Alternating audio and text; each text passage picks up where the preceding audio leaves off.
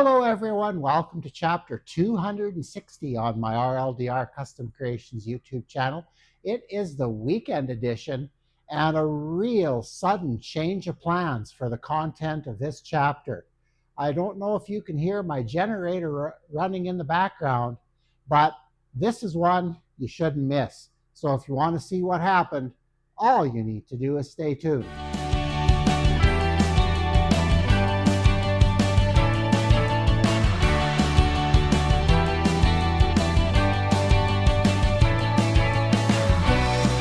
Well, I don't know if you can hear it, but my generator's screaming in the background here. We had a tornado go through our community late this afternoon, right around supper time. And, well, maybe a tad earlier than that.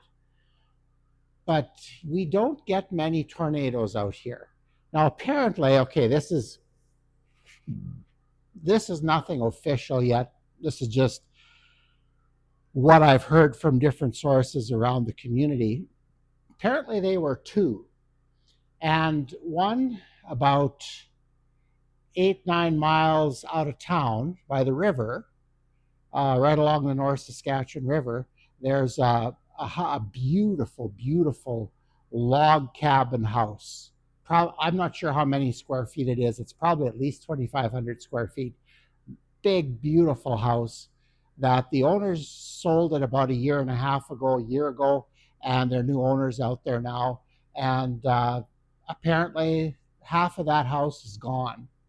And I haven't been out there to see that yet, and I don't know if I'm going to get out there, but the damage in town here was basically confined to what direction? The north, about the northwestern part of town. Yeah. I'm not good with north, south, east, and west for some reason. Let me think that again. Is that sun gets up there, sets over there? Sorry, east, the northeastern part. Yeah, there were lots of downed trees, and the RM building, the maintenance shop that they just built a nice brand new one a few years ago. Talking with one of the fellows that works there and was in it when the storm hit, he's thinking the building may be a total loss. So I haven't been by to see that yet. Maybe what I'll do is include some of the footage from around the community at the tail end of this video so you can see. But as word got out, like, it was really funny. In our place, nothing happened. Like, my grandkids' basketball net blew over. Like, big deal. You drive by that thing too fast with a car and it blows over. So that's no big deal. We had no downed trees, nothing. And we didn't even realize that things that bad had happened elsewhere. So, but one of my neighbors had some branches that had broken off of his trees and were on his neighbor's yard and needed to be cleaned up. So his wife phoned my wife, and my wife tells me, hey, grab your chainsaw, head over there. And my other neighbor in the corner here, and I'll show you pictures from their yard, they had two big fir trees fall over and land on the power line. So he's not going to touch those until the power company comes and deals with it. But anyway, I found myself, as I was at my neighbor's place, cutting up branches. And the other thing I really appreciated about all of this, everybody in the area just dropped what they were doing and pitched in and helped. It was one of the reasons I like living in a small community. So, but anyway, I was thankful when my wife gave me the message that, number one, my chainsaw was sharp, the batteries were all charged, the oil was full, it was ready to go. And I thought, you know what? I'm going to get into the habit that after every time I use it, I'm going to sharpen it and make sure everything's good to go, because in an emergency, and you don't get to plan when these things happen. So you're going to just have to go and do it. And this way I grabbed my saw, I popped a fresh battery in it, and away I went. I was over there in 5 minutes. So that got me thinking. Uh, there, I'm not. I would not call myself a chainsaw aficionado. I'm not as good as a lot of the people I see on the internet. I'm not even close to that.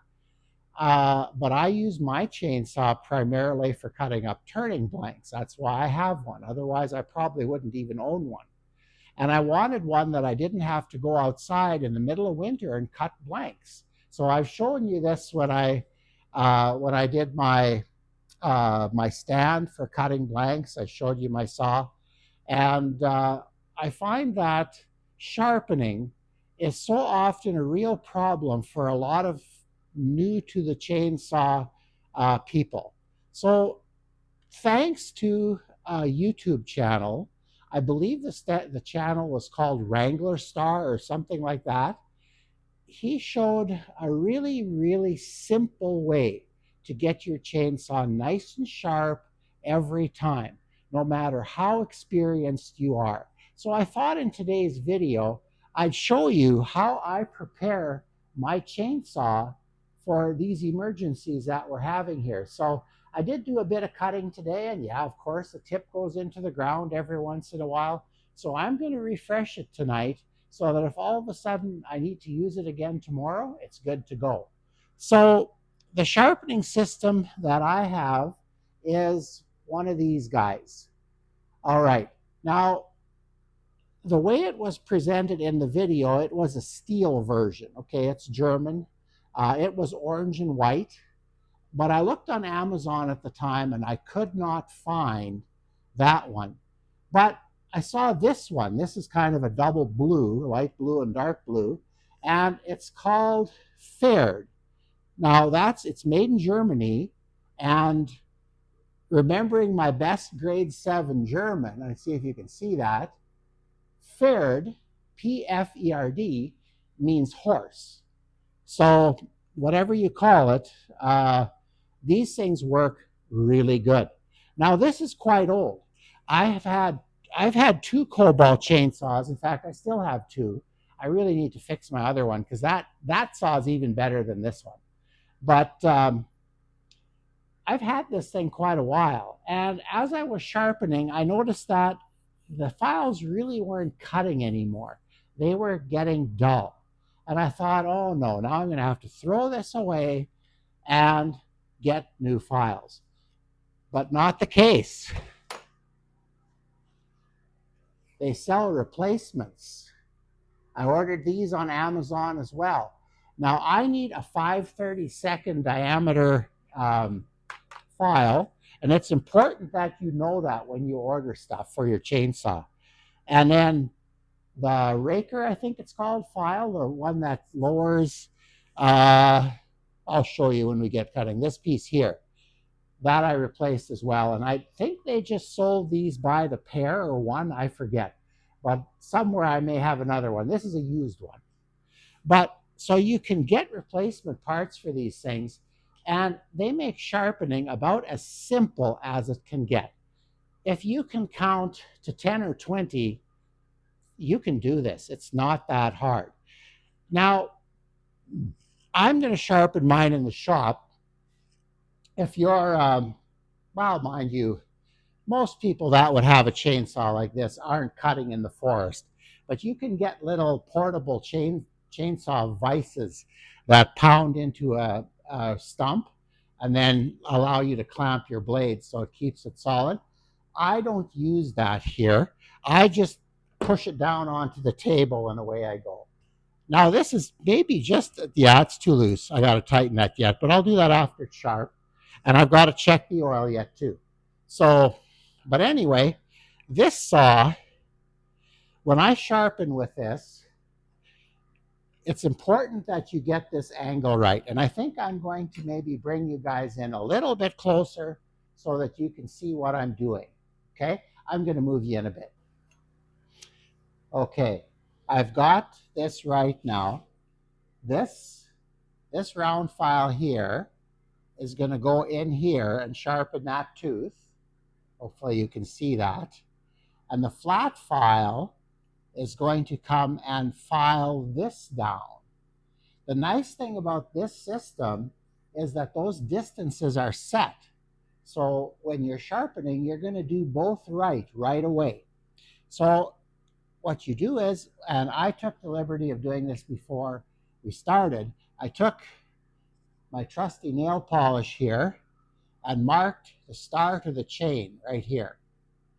Okay, and then I'm going to set it on. Oh, and I don't have it the right way. That can be a little bit of a problem at times because you can flip it around, but there we go, now it's right. And see that angle there? That keeps your angle consistent. And what I do is I go 1, 2, 3, 4, 5, 6, 7, 8, 9, 10. I usually go about 10 strokes. Okay, so on to the next tooth. Remember, oops. Okay, I don't want to lock it now. Now, this is the opposite way. So we'll sharpen all of one side of the chain first. So here we go. We're in again. So 1, 2, 7, 8, 9, 10. Move over to the next one. Okay, just remember where you are.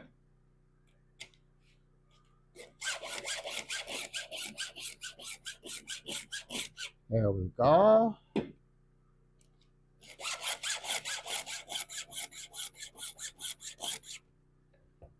Okay, and we're keeping just rolling right along here. Sometimes what I do is I rotate the file just a little bit. Oh, these, I don't know if I can. Because you do get to the point where you're rubbing the same area of the file all the time. So fine.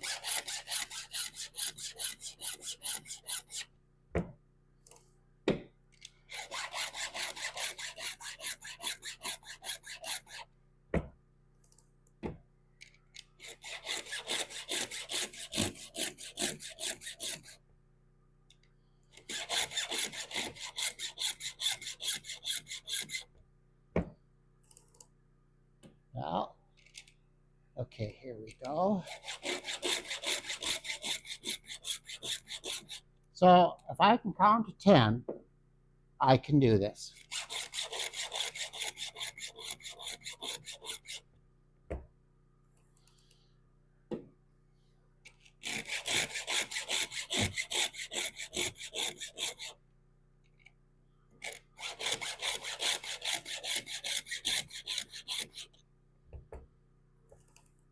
Now, 10 isn't necessarily the magic number.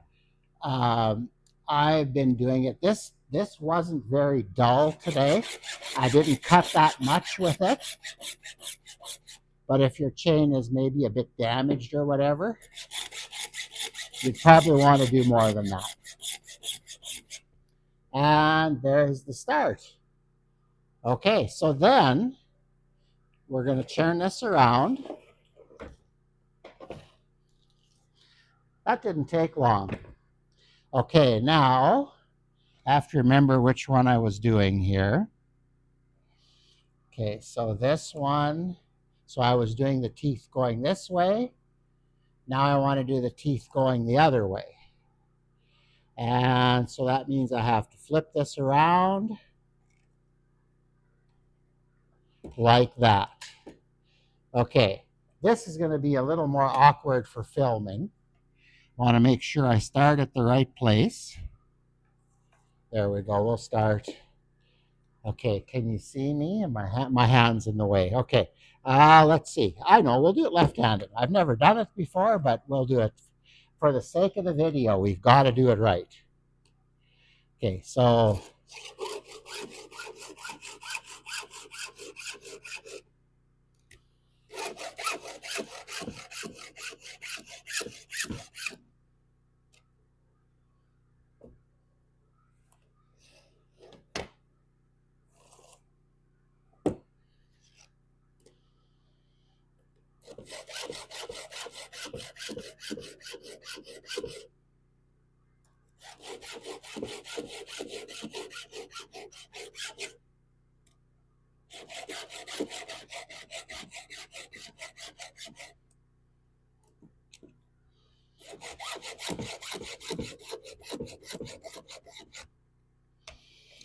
Okay, it really doesn't take long, and I am doing this in real time to show you that. I could have made this shorter, but I didn't want to. Because everybody thinks this has to take a long time.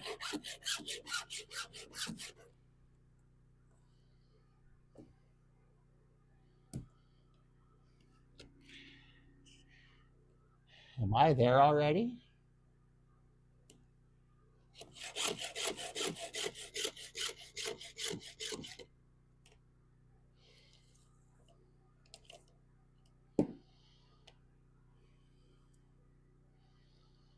Okay, I think I've got it. Yeah, there's my link. Okay, so that took me probably about 5 minutes. I'll check with the video to make sure. But I'll move you out a little bit again, and we're going to kind of finish this section off. Okay, well, there you go. See, that didn't take long to sharpen that. The batteries are charging. One of the reasons I picked this saw is at the time, this was probably 10 years ago, these batteries had the quickest recharge time. I believe it was a half hour. It was fast compared to the 3 and 4 hours that the others needed after they cooled enough to charge. Now, this has a fan in it, it cools the battery and then it charges it. But I've been very happy with the saw. My only disappointment is that when Lowe's pulled out of Canada, they took cobalt with them, and now it's orphaned. I can't get a battery. I can't get anything for this locally.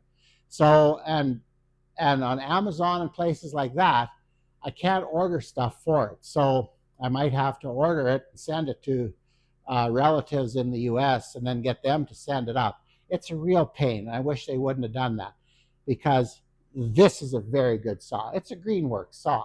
So I wish they would have continued supporting it.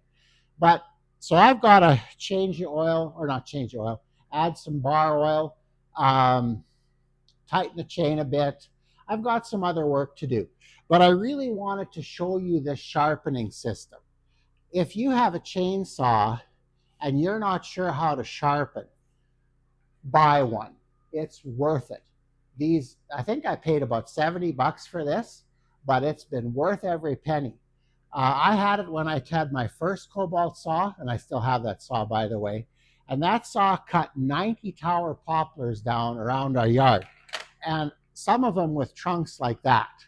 So that saw did really well. And every hour or so, I'd pull it in, sharpen it, pick a new.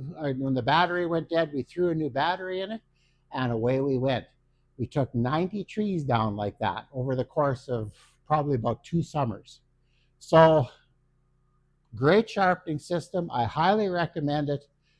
If you need to get your chainsaw up and running, this is a good place to start. So, anyway, with that in mind, we're going to take a little bit of tour of the town and show you what kind of damage there is. I've got pictures of my other neighbors over there, the pine trees that ended up on the power line. But I didn't have my camera when we cleaned up the first yard, so I got no footage of that. But I'll just maybe hop on my motorcycle tomorrow because roads are all blocked off. So you're not getting a vehicle anywhere close. And you also don't want to become the hazard when you, as a busybody or a little snoop, go and look at things that you have no business looking at. So I'm going to leave it at that for now. And I'm going to go and add some other footage to this yet and show you. We had, like I say, we had a tornado. They're pretty rare up here. And for my viewers from the US, you'll look at our tornado and kind of chuckle a little bit because, yeah, I've seen what your tornadoes do. I don't wish that on anybody. So, anyway, I will be back with some photos. Well, this is the carnage. This is my neighbor's yard. And those pine trees have been here for decades, and it just pulled them out of the ground like nothing. And there's a power line up there. I hope you can see that. And that apparently supplies our crescent. So word is we're going to be without power here for quite a while. But I've got the generator up and running, so away we go. But yeah, it's apparently our tornado touched down. I don't think right here. We're going to head across town where the damage is quite severe. So yeah, this is a bit of a cleanup here, and you know you can't just jump in with the power lines affected. So this might be a while, but we'll help where we can. Well, we're not very far from where I live. This is the golf course, and you can see. I think that's a tree that's broken off or uprooted or whatever. No, that's a broken one. It looks like there are some people in there already, kind of looking at things and trying to make some cleanup efforts here. This is the next day, by the way. And I'm filming from kind of far away because I don't want to get in the way of anybody that's involved in the cleanup. So there's trees there that are fairly stripped. Further down the road, behind those trees, you can see that blue and ivory steel building. Well, you can tell there's pieces of it here and pieces of it there and pieces of it there. So, yeah, it was quite a wind that went through here. They are saying that it was in fact a tornado. So I'm going to hop on my motorcycle here and see how close I can get. I'd like to show you. There's a row of trees along the road here that apparently no longer exists. I'd love to show you that. I mean, I wish I didn't have to, but it's there, so we're going to do it. And then I'd like to look at that the RM building as well. So hopefully, and we've got lots of wind in the background here, so hopefully this will all work out.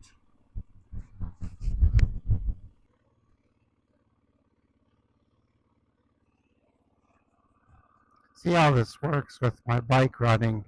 Yeah, there's power pull down.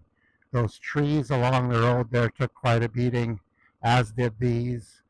There's parts of that building everywhere. Culverts lying in the field. Not sure. I guess those were maybe stored at the RM shop itself. All kinds of stuff lying around all over the place.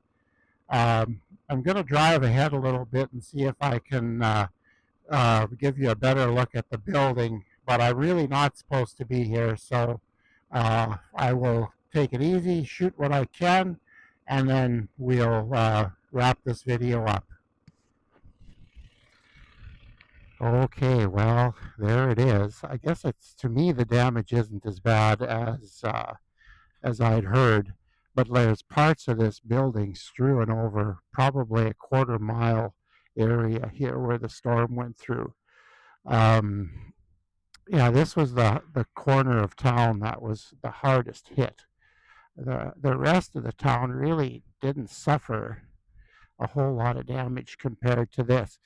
Here, I'm just going to get off my motorcycle here and turn around a bit. Okay, this is that row of trees that we got kind of a look at from the other side on the golf course. Yeah, they're working out there already. There's some greens grass greens that are hopefully not damaged because of trees falling on them and maybe piercing through them. I'm not sure. I'm not a golf expert. But broken power poles, debris in the ditches, signs all over the place. For our community, this is a bit of a hit. So luckily, fortunately, I don't believe anybody was hurt. I haven't heard of anybody being hurt, which is wonderful. See, the RM crew is busy collecting the stuff from their yard that went all over the place. So yeah, it's just unfortunate. But like I said, I haven't heard of anybody being hurt, and that's the main thing. Everything here can be replaced.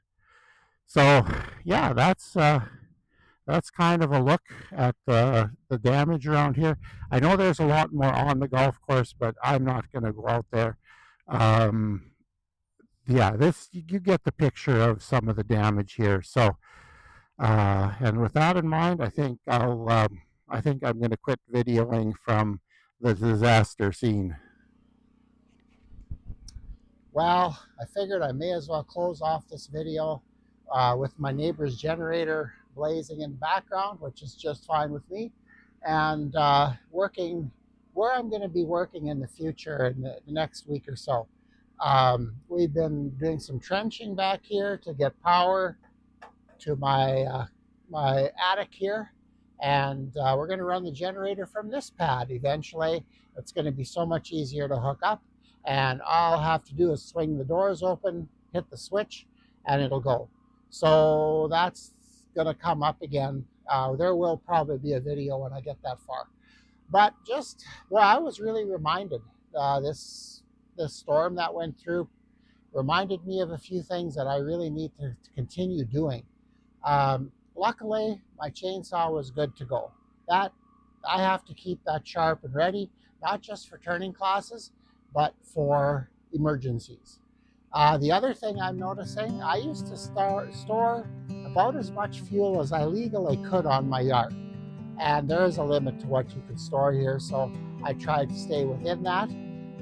But I have a tank that needs to be filled, and I'm going to make sure that that stuff is good to go. My generator was full of fuel, but it hadn't run for a while, so it was old fuel.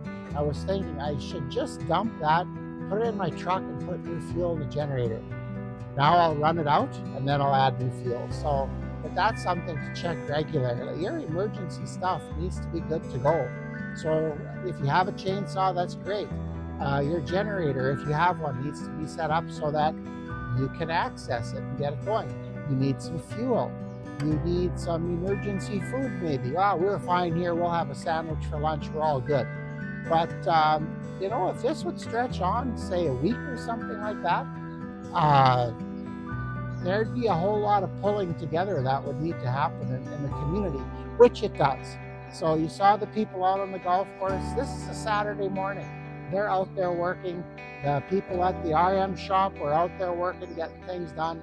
I noticed as I drove through the community that there were, places more on that side of town where, maybe a person lost a tree in their front yard or all the trees in their front yard. Well, there were people there. There was help. And I've really appreciated that about this community. And, they'll get this cleaned up and done. But kind of bad news. Today is starting out very much like yesterday did. It's very hot. It's very humid. And they're forecasting rain later in the afternoon again. So fingers crossed we don't have a repeat of yesterday. But let's put it this way. I'm not putting my basketball net back up until I'm sure that I don't have to do it again. But with that in mind, hope you found the chainsaw sharpening good. I would recommend that device I bought. It works really good. You can sharpen your chainsaw with almost no knowledge of chains or chainsaws in general. And I'm kind of there. I'm just a learner, a beginner. So I cut turning wood. That's all I do with it. But it sure came in handy yesterday. So with that in mind, please remember to like, share, and subscribe. And this wasn't the weekend edition that I had planned for you, but hopefully you find it interesting anyway. So we'll see you on the weekly edition sometime next week.